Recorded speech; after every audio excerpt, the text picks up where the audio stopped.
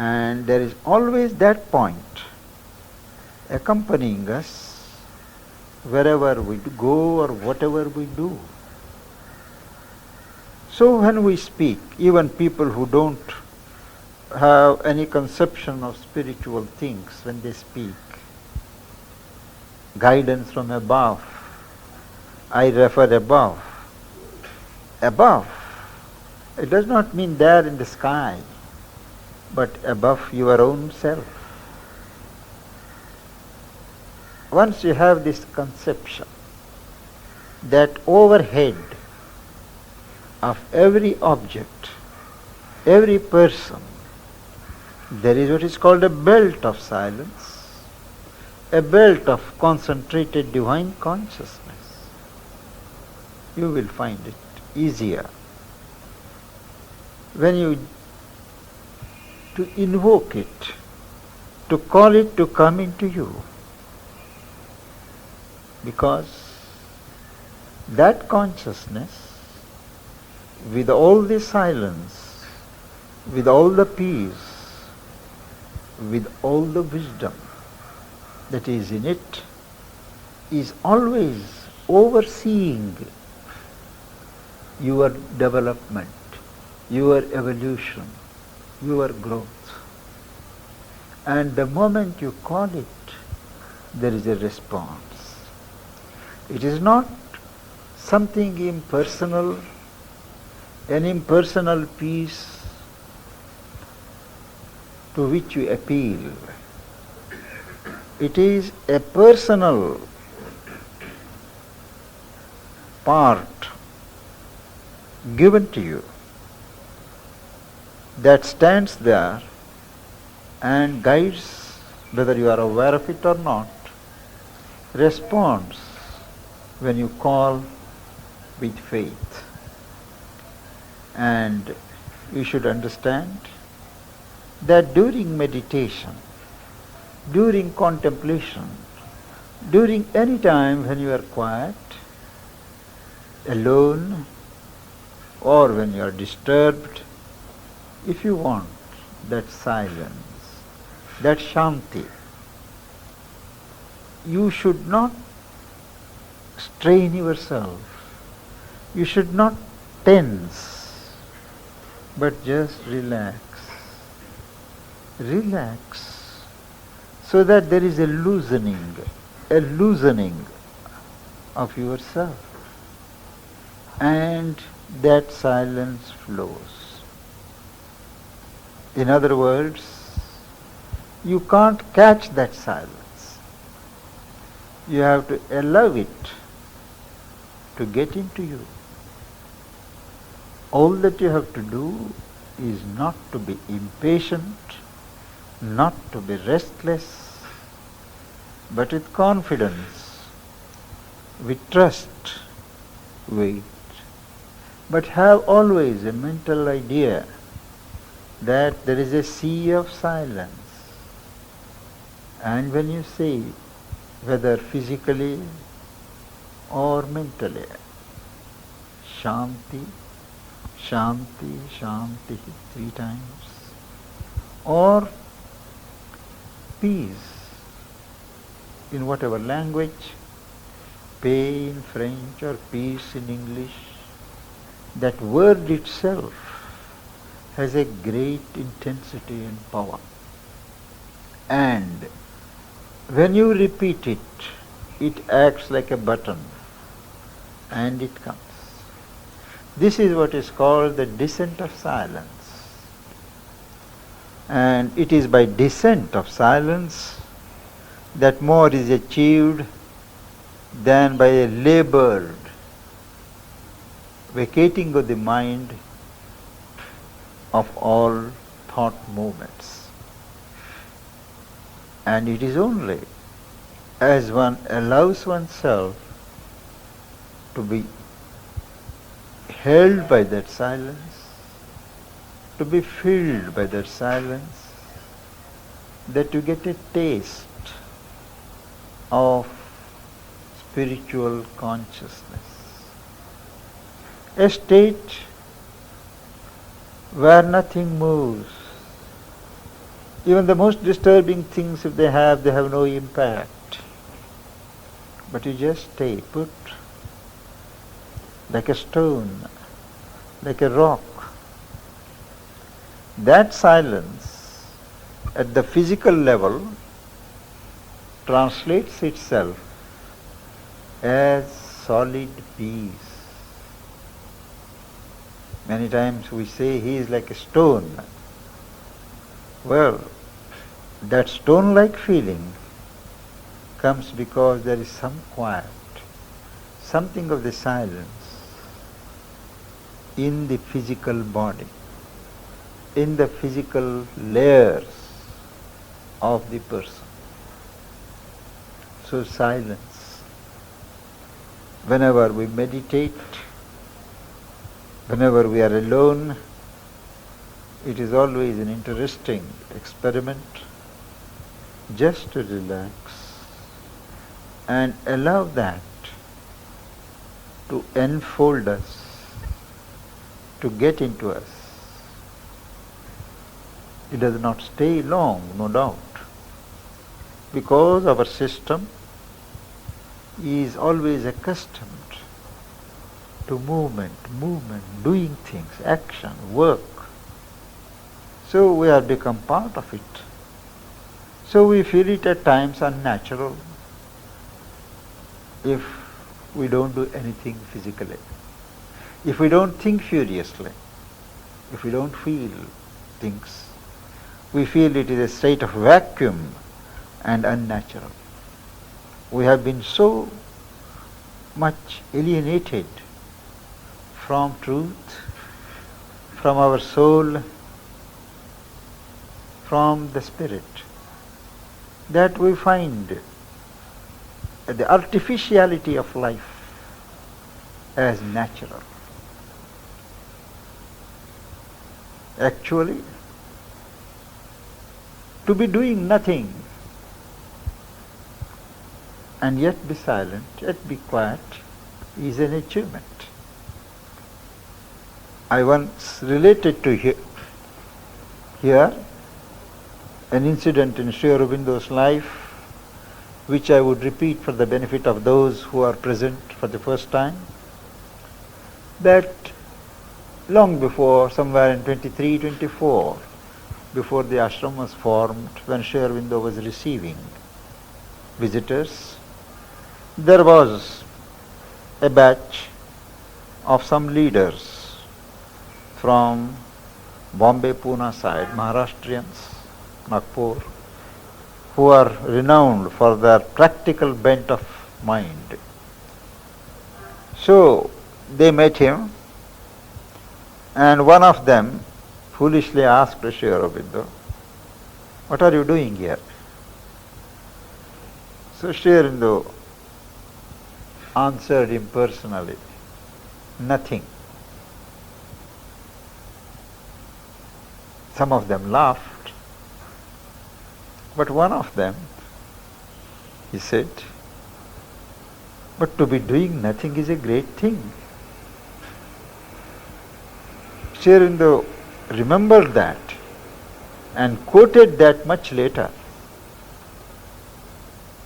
He paid value to that person's appreciation, that to be able to do nothing outwardly and yet not to be idle, not to vegetate, not to just stagnate, is an achievement. Because activity need not be always outward, external. Our action is an output of energy. Whether it is a mental, intellectual output of energy, physical or spiritual. From a certain standpoint, it is action.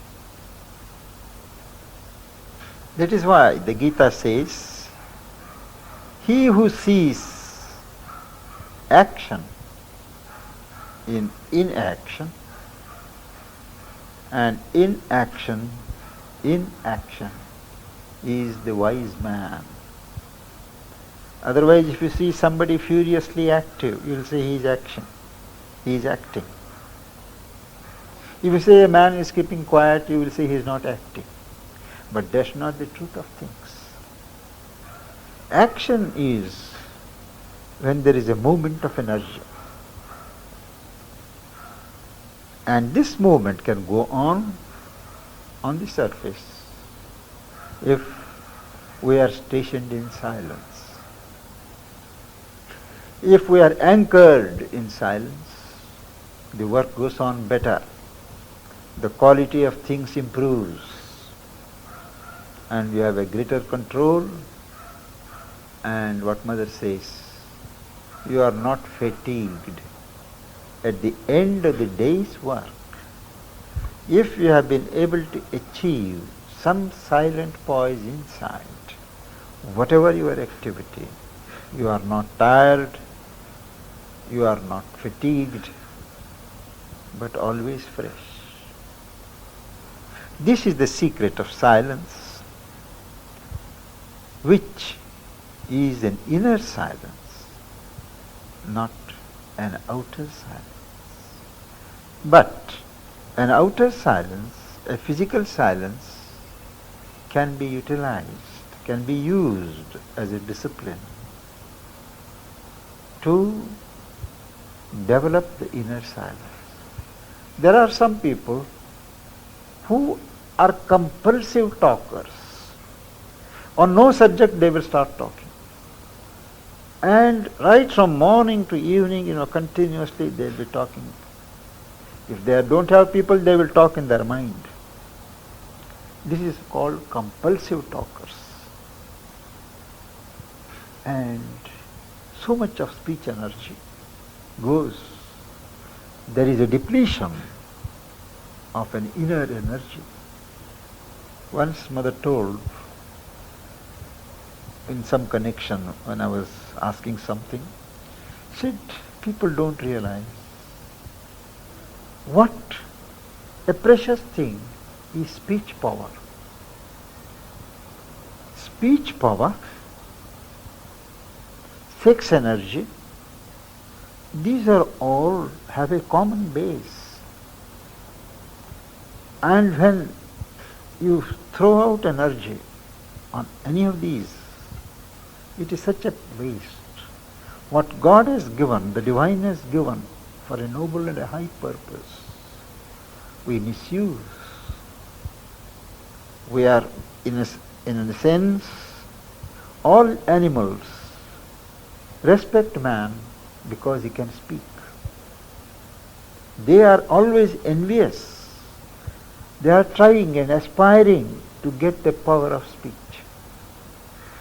And the power of speech, initially at least, subdues an animal rather than physical force. But it must be well directed.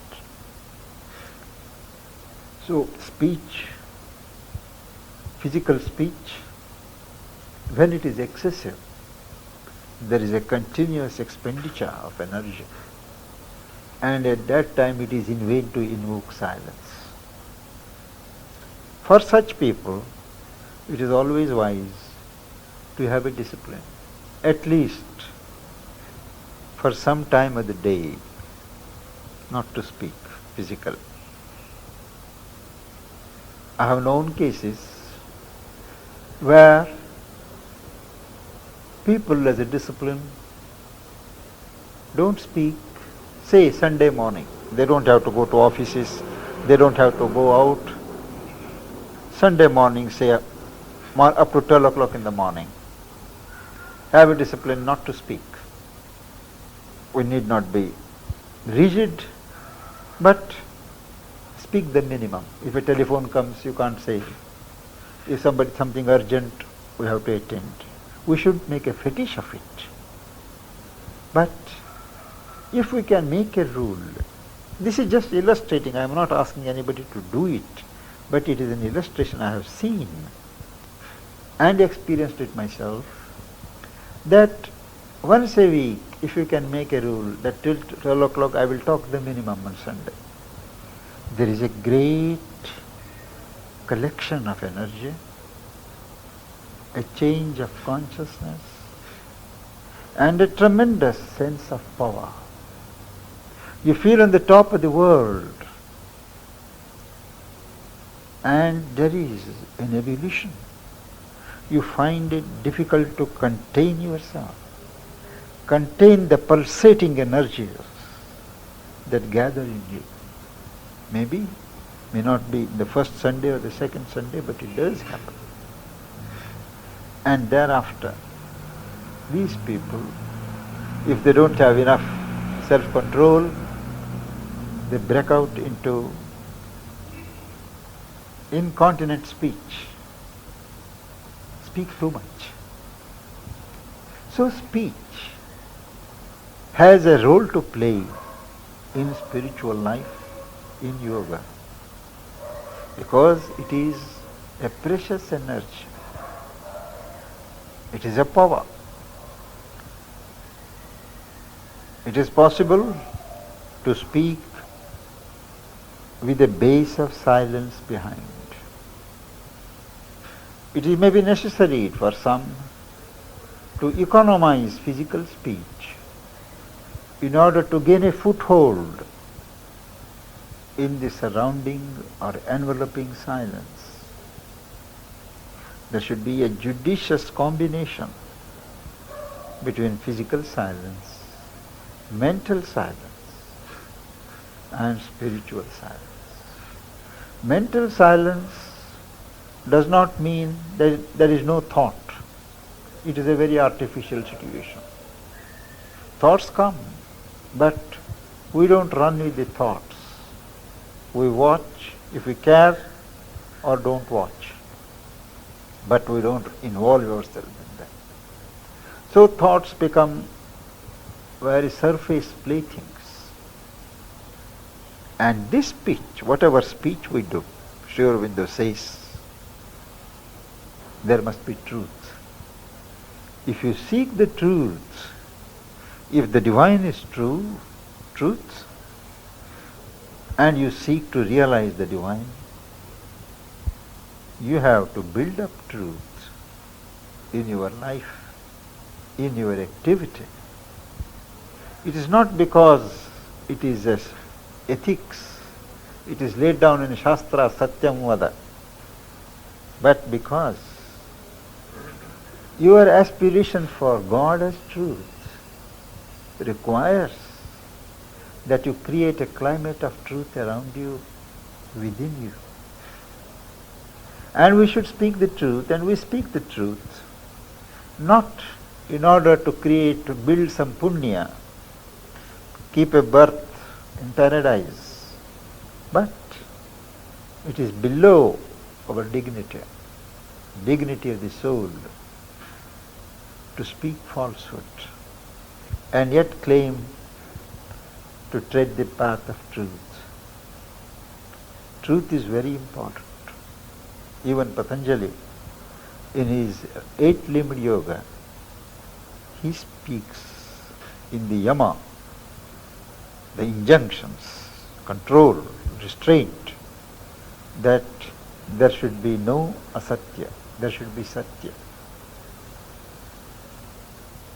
It is very important. Untruth always has its shadow. Mother would always shrink when anybody told an untruth. She would be kind, compassionate, and would not show it. But there would always be a subtle shrinking, even as she was walking, looking. And afterwards she would say, that breath of falsehood, that was very painful. Because they have such persons, spiritual personalities, have an instinctive barometer. Anything untrue, anything less than truth, it has a different vibration. Particularly, a thing told with the knowledge that it is not true. That is falsehood. I may believe something to be true and say, well, that won't be untruth. Spiritually, because I believe it is true. But when I am aware that it is false, and I am putting across that, wanting it to pass as truth, that is unspiritual, that is falsehood. And that is debarred in the life of a spiritual seeker. But then Sri Aurobindo says, you can't really have truth in speech unless you cultivate truth in thought. Your thinking must be disciplined.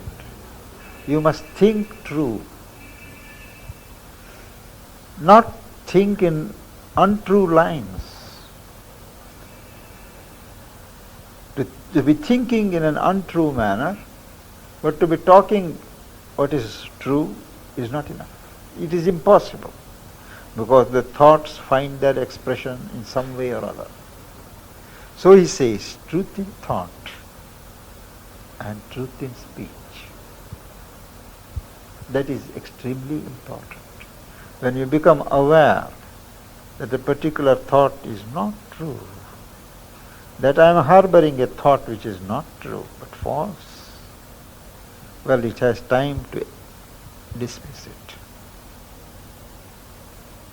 It's not only during times of meditation, but even in other hours. We must remember that every thought, every feeling creates a groove, a slight depressed circle. Next time, this thought will flow into the same circle. It will get still deeper, till these grooves dig themselves so deep that it becomes a habit. So that even when you don't mean to do it, you speak untruth, you think untruly. So this is what is called in our Indian tradition samskaras. Samskara is a deep impression left on the being by activities, by movements, maybe in this birth, maybe in the previous births.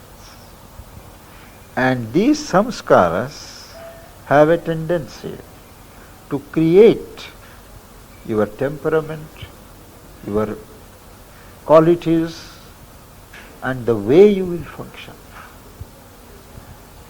But these samskaras can be changed. It is not true what the Westerners say, that nature can't be changed, character can't be changed. It can be, because their origin is not eternal. They have come into being, the samskaras, sense impressions, grooves, by our actions, by reverse actions. It is possible to offset and create opposite samskaras which displace the old harmful ones. I think we should continue tomorrow.